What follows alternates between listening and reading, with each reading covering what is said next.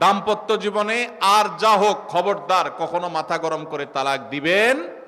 আমি যেভাবে বলেছি সুন্নাহসম্মত তালাক, এভাবে যদি পিরিয়ড যাওয়ার পরে, সুস্থ হওয়ার পর, শারীরিক সম্পর্কের আগে একটা তালাক দিবেন, এটা হলো সুন্নত। তালাক কয়টা হবে? একটা।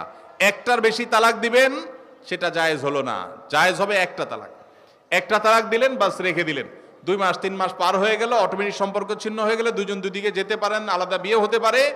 আবার বহুকাল পরে চাইলে নিজেরা শুধু বিবাহ পড়িয়ে আগদ করে আবার একত্র হয়ে যেতে পারবেন।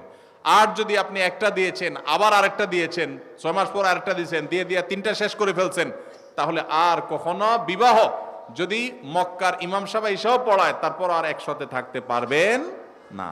আল্লাহ তাআলা আমাদেরকে এই বিবাহ বন্ধন এবং তালাকের ক্ষেত্রে শরিয়াকে মেনে চলার তৌফিক দান করুন।